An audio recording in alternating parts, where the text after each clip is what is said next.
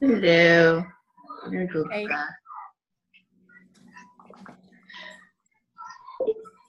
I'm going to leave mine on mute because the dogs have been barking like crazy. All right. You don't need that in there.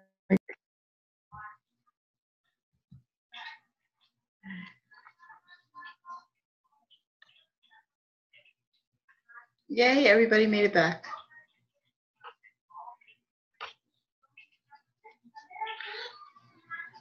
Okay, so we've done if I would use. They've said yes. Uh-oh, Gwenda's gone. There she is. You're gonna make them set the time.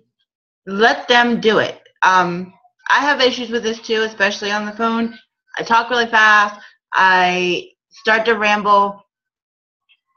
Learn to let the other person lead the conversation. Just ask questions, let them answer the questions. Give them the time to think about it. They're going to think about it and they'll come up with whatever is convenient for them. So you said, if I gave you the webinar, would you watch it? They said yes. What time do you, when do you think you could watch the link for sure? They say Thursday. All right. You're still not going to give them the link. Okay. Step 6 is confirm. So if they tell you that they're going to watch the video on Thursday, what you're going to say in return is, so if I call you on Friday, you will have watched the video for sure, right? Or if they say, I'm kind of busy this week, can I do it next Monday? Sure. But if I call you on Tuesday, you will have seen it for sure, right? Basically, you want them to confirm it. So they've said yes to you once that they would watch it. They've said yes again because they set the appointment, and now they've said yes again because you've asked them that if I call you on Tuesday, you will have already seen it, right? So they've said yes 3 times to you at this point. That makes them much more likely to actually do what they said they were going to do. Step 7. Get a number and time. Great. What's the best number and time for me to call you? Simple. There's nothing like that. At this point, they've said yes to you 4 times. They've said yes that they would watch it. They've set the appointment. They confirmed the appointment. And now they've given you a time and phone number for you to call them back. They've said yes to you 4 times at this point. That's huge because it takes, 4 to 6 exposures for somebody to say yes to anything. So you've got them to say yes 4 times. That's really important. And this all happened, mind you, within like 5 minutes. Because remember, when you got on the phone, you're in a hurry. So this is quick. Step 8 is really important. Get off the phone. You're in a hurry. You can't you can't talk yourself out of the appointment at this point. You got the appointment, get off the phone. Great, we'll talk then. Gotta run. That's it. And what I want to do, and I hope you guys can hear, is Eric Worre actually in the book goes through about a handful of different options and different scenarios. So if you guys, hopefully you can hear this because I want to try to play them for you. Hang on. 25, 30. I'm going to play it in my Bleach. Hold on. I'm going to put it on my huge speaker so that it comes out louder.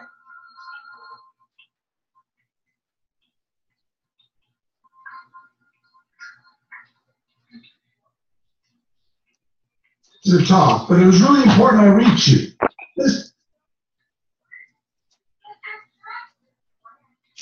Once you, Remember, you're in a hurry, right?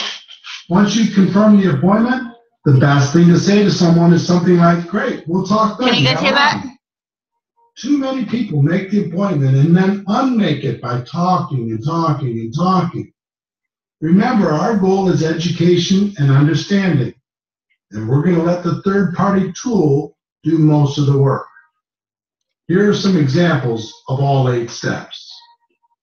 A person you know who hates their job, direct approach. Hey, I don't have a lot of time to talk, but it was really important I reach you. Listen, you're one of the most financially intelligent people I know, and I've always respected that about you. When you told me you really didn't like your job, were you serious or were you just kidding around? They say they were serious. Great, I think I found a way for you to create an exit strategy. I have a CD that describes what I'm talking about better than I can. If I gave you this CD, would you listen to it? They say yes. When do you think you could listen to it for sure? They say Tuesday. So if I call you Wednesday morning, you'll have reviewed it for sure, right? They say yes. All right, I'll check back with you then. What's the best number and time for me to call? They give me the information. Got it. We'll talk then. Gotta run. Thanks. A good friend, indirect approach. Hey, I'm running out the door, but I needed to talk to you real quick. You have a second? Great. Listen, you've always been so supportive of me, and I appreciate that so much. I've just started a new business, and I'm really nervous. Before I get going, I need to practice on someone friendly. Would you mind if I practiced on you? They say sure. Great. If I gave you a DVD that laid out the information in a professional way, would you watch it? They say yes. It's about 15 minutes long. When do you think you could watch it for sure? They say Thursday. So if I called you Friday morning, you'll have reviewed it for sure, right? Fantastic. What's the best number and time for me to call? They give you the information. Great. We'll talk then. Gotta run. Thanks. A highly successful person, super indirect approach. I know you're busy, and I have a million things going on too, but I'm glad I caught you. You've been wildly successful, and I've always respected the way you've done business. I've recently started something new, and I'm looking for some sharp people. It's clearly not for you, but I wanted to ask, who do you know who's ambitious, money motivated, and would be excited about the idea of adding a significant amount of cash flow to their lives? They say they do know some people. I understand that you'd want to know more about it before you recommend people. I have a DVD that explains exactly what I'm doing and the kind of people I'm looking for. It's brief. If I sent one to you, would you review it? They say they would. Thanks. When do you think you could view it for sure? They say next Monday. Okay, so if I call you next Tuesday, you'll have reviewed it for sure, right? Okay, I'll check back with you then. What's the best number and time for me to call? They give the information. Okay, great. Thanks again. I appreciate it so much. Talk to you next Tuesday. A cold market prospect who's done a good job selling you something. Direct approach. Now isn't the time to get into this, and I have to go, but you're super sharp, and I happen to be looking for some sharp people. Do you plan on doing what you're doing now for the rest of your career? They say no. Good. I have something that might interest you. Now isn't the time to get into it, but I have a DVD that explains it all in great detail. If I gave it to you, would you watch it? They say yes. When do you think you could watch it for sure? They say Sunday. So if I called you Monday, you'll have reviewed it for sure, right? They say yes. All right, I'll check back with you then. What's the best number and time for me to call? They give you their information. Okay, here it is. Thanks again for the excellent service, and I'll talk to you soon. Are you feeling the flow of how this works? Obviously, there are many possible variations for different kinds of prospects, but I hope these examples help you understand how everything comes together. In terms of scripts, it's best if you get the basic concepts down and don't focus too hard on the exact script. Life doesn't work that way. But if you learn to let your prospect know you're in a hurry, then compliment them, then invite them, then pass on a tool with "if I would you," then confirm using the process I described, and finally get off the phone or complete the invite, You'll do just fine. Remember, in recruiting, there are no good or bad experiences, just learning experiences. On your journey to become a network marketing professional, the best thing that can happen is for you to develop the skills to recruit on demand in any situation. Then you never have to worry about being lucky. So practice, practice, practice. All right. I'm gonna stop sharing. Does that make sense to you guys? Yeah.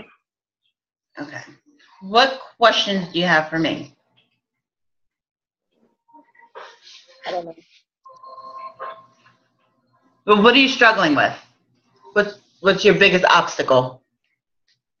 I mean, everybody just says no. Well, when you say everybody just says no, that makes me question what it is that you're saying to them. So how are you approaching people about it? It'll vary. Like, we were trying to do like the size challenge group. So each person I talk to, like, because these are people I know, I changed, like, the conversation is different for each person, based on like our relationship or whatever. Mm-hmm. People are like highly interested, like I was mentioning before, until it comes to the part about money. And so how you were saying, oh, like they didn't have to do like the challenge pack, blah, blah, blah. They could just buy the DVDs. And even when I tell people, oh, the DVDs are XYZ price, because I don't have any money. Mm-hmm. Like they quit, but then when it comes to like, needing to buy the DVD, they don't want to. Gotcha. I don't think that you're going to have the same resistance necessarily if you are recruiting for coaching. Well, you may. I'm not going to say that. I won't speak out of turn there. But what I will say is what I'm trying to teach you right now is to recruit coaches. It's not so much about looking for sales. It's not about like gaining customers per se, but once we get to a place where we're comfortable recruiting, it'll be that much easier to recruit customers because we will have the confidence that we need in order to portray the products the way we need to. Okay. So that's kind of why I wanted to focus on recruiting first, because that's what's going to give you that quick jump start in your business. Once you get a couple of coaches underneath you, then you're like, okay, I got this. I can do this. And your whole demeanor, your whole posture about the business will change. Right now, you're skeptical and you're unsure of yourself, and that might be coming across. And it's true too if it's a financial, if financial stress is your problem personally, that's what you're going to tend to reflect. So if you're getting a lot of financial objections, it might be because you yourself find it to be a financial objection, a financial burden for you personally. So if you are already thinking, wow, this is really expensive, I can't really afford this, I am struggling to pay for this, whether you say that to them or not, it's going to come out either in your demeanor or in your phrasing or however it's gonna seep into your conversation. That's why I don't really want you to focus right now on customers. We will eventually get there, but right now, because of we have not one but 2 open houses this month. So I really want to push hard for coaching. Once we get all the coaches, then what I'm going to do is we're going to shift gears. Once we have our team growing, we're going to shift gears and we're going to move into, okay, now that we've got all these coaches, who do we coach? And then we'll switch to perfecting our challenge groups and inviting people to challenge groups and making sure that we are posting on our Facebook page and all of the things that go into looking for people who are looking to lose weight. Because right now, go ahead. I was just going to say, if you remember, when we were at the summit, one of the coaches that we listened to said that she signs everyone who is interested in a challenge pack as a coach. And it's more comfortable for me to approach people about the business opportunity than necessarily about the challenge packs and working out. It's just, maybe it's my business thing. But I think it will give people a lot of freedom. So it's an easy sell for me. Mm-hmm. But I have two of my friends right now who were interested in doing size, but had the cost objection. So what I said is I was like, well, go find 3 friends to do it with you. We'll sign you up as a coach. It doesn't cost anything extra when you buy size, and we'll have them sign up underneath you, and it'll pay for your thing. And then you can either continue if you're enjoying it, or you let it go. It's, you have a month to sort of try it out, but why not? So she's like, she got all excited, and she's out trying to recruit a few friends that will do it with her. So, she's like, as soon as I have them, then we'll sign up, and then they can order. So we'll see how that works, but it certainly was a way of dealing with her price objection. Oh, that's cool. I really like that, Jen. Mm-hmm.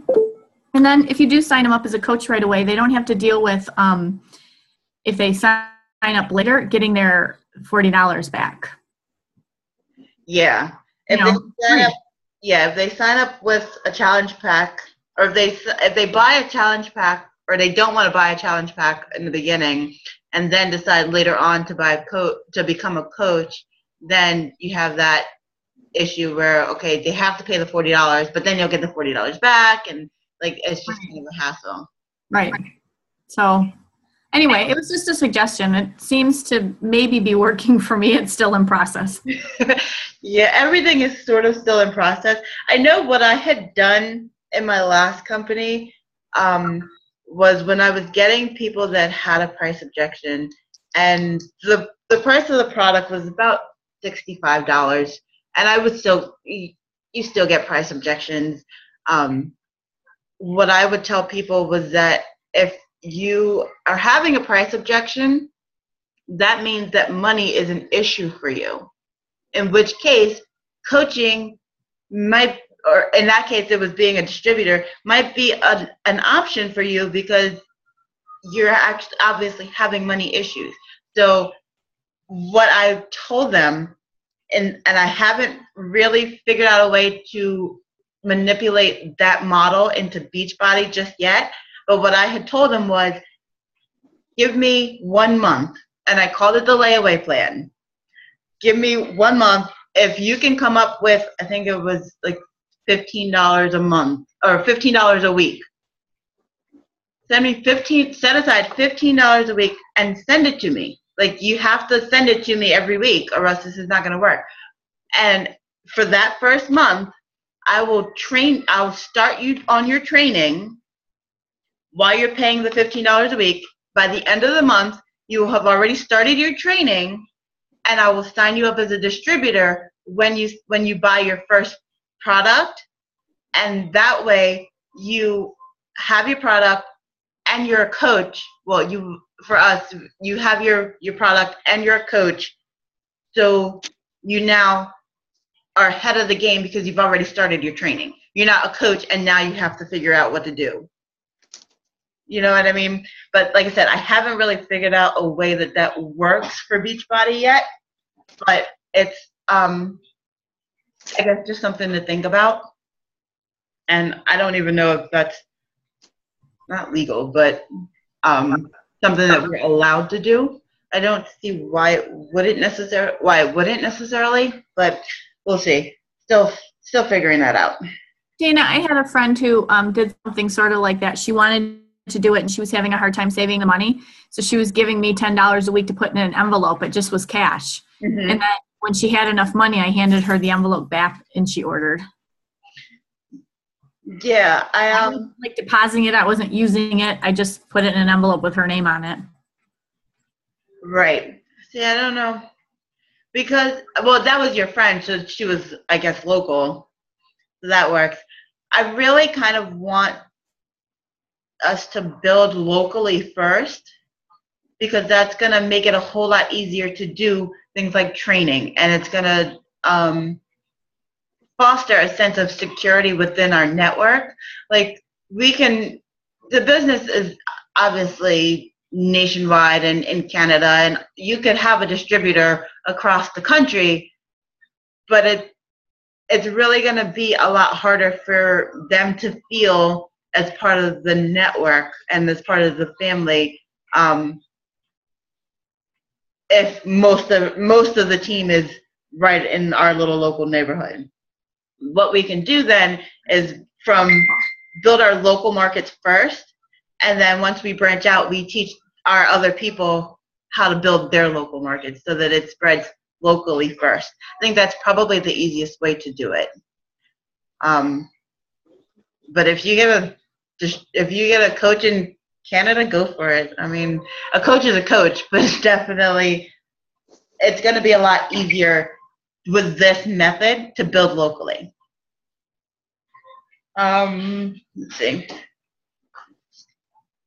That's kind of all I wanted to do for tonight. I don't want to go into too much more. The next topic we're going to do is, okay, we've talked about the importance of inviting. We talked about who to invite and how to invite. Now, okay, they've watched the video and you have to call them back. So now what? What do you say when you call them back? And that's sort of the next step. And that's actually not as hard as it sounds either, because you're just going to like I said, don't talk them out of it. Let them talk themselves into it. Ask them what they like best. Like, there's a whole process, obviously. But what other questions? The whole open house thing you were talking about, like, what's the process with it? Okay, open house is a week-long, it's basically where we allow all of our guests into the Team Invictus page, and it's the Team Invictus group, and we share our stories, we answer questions. They get to basically be a coach for a week. They have access to all our files. You see all our scripts, all of our training guides, and everything that's in the group. And it just gives them a sense of the community. And that, for me, was really huge when I signed up. Like, because when I tell people this, I have to laugh, because when I signed up, I was not looking to be a coach. I was not, like, it was just not on my radar. I had actually downloaded a copy of P90X3, and I needed the meal plan. And I posted on my Facebook page looking for a coach, because I could not find the stupid meal plan to save my life. And I wanted to know if there was a way to buy it. Just the meal plan. I lost it, whatever. And a friend of mine tagged Kara, and she followed up with me. And she followed up with me, and she followed up with me, and she followed up with me, and she not stayed on me, but she just, hey, how you doing today, kind of thing. Like, it wasn't so much about, like, her getting me to buy anything. I don't think she ever asked me to buy a single thing. But what she did was she invited me to her challenge group. After the challenge group was done, she invited me to her open house. I was like, okay, cool. I'm bopping along right down the river, right into Coach Open House. And by the end of Coach Open House, I was a coach. Actually, it was Coach Open House wasn't even done yet, because I signed up on a Thursday. So it just gives you an idea of what a coach is, what we do, who we are, and it's just a way for people to not feel like it's one of those network marketing things. Okay, so if someone's interested, you invite them to that? Yes. What you're inviting them to is, we'll put it this way. what we're giving out, like when you're out and about, is the link to the What is Coaching webinar. If you haven't seen it, I'll post it in the group. It's Kara's. It's a PowerPoint presentation that she sort of goes through. It gives an idea, an overview of what coaching is. Once you follow up with them for that, if they're still interested, then you invite them to the next exposure. Your goal is to get, most people won't bite on after the first exposure. So your follow-up is not to get them to buy anything at that point. Your follow-up is to get them to the next exposure. So what you want them to do now, okay, they've watched the webinar, they know what coaching is a little bit, but they haven't really completely drank the Kool-Aid. So I'm wondering, because like, remember I had mentioned before, like I had a girlfriend, because like I said, I changed like the word and I change everything depending on who it is. mm-hmm. Like take like a more direct approach with one of my girlfriends. And I told her basically that I had decided to try like I forget the actual wording, but basically a way where you can make either a little bit of money or a lot of money working from home. You can keep your job or you can work hard and, you know, eventually quit your job, blah, blah, blah, blah, blah. She said she wanted more info. So what's the first thing? We give her Kara's link? Right. The first step you're always going to use is the webinar. So you're going to send them to the webinar, set a time to follow up. Sometimes if you're online and it's like a Sunday and nobody's doing anything, you can, or if you're on the phone or whatever, they're not busy, they say, send me the link now, I'll watch it, and I'm not doing anything. Send them the link and just be like, all right, hang on, I gotta run, I'll call you back in like an hour, or you know what I mean? Get off the phone, let them watch it, but make sure that they know that you're gonna call them back. Well, yeah, I told her I would give her more info, but that was it. That was right. The more info that you should be giving her is the webinar. Once she watches the webinar and you call her back, do I have that link, or I don't know where it is. I'll send it to you because I'll post it in our team chat. Okay, thanks. After you get her back on the phone and you find out what her whether she loves it or hates it or whatever, since you already have someone who might be at the follow-up step, I'll send you the rest of like the follow-up part. Personally, I just don't want to get into that sort of training tonight because it's getting late. Okay. But I'll send that to you personally. Thanks. Because after you call them back and you find out whether or not what side of the fence they're on, then you say, well, hey, look, we're having an open house. Why don't I add you to that? And you can meet some of the rest of the team. And they can answer some more questions and sort of like walk you through the process a little bit more. Okay. So now they've seen the webinar, you've answered whatever questions they had, and now they're in the group. And by the end of the group, they may decide that now is not the right time. That's fine. But now they at least have all of the information. Right. And if they tell you at the end of open house that it's not really the right time for them or they really kind of aren't interested in it, great. All you're going to do, don't delete them from your list. Never. I don't care if they're like your worst enemy. Don't delete them from your list. Just ask them if it's okay. Like, I understand the timing might not be right now, but would it be okay if I called you back or I checked back in with you in a month or 6 months or how long it is that you don't want to be bothered with that person, honestly.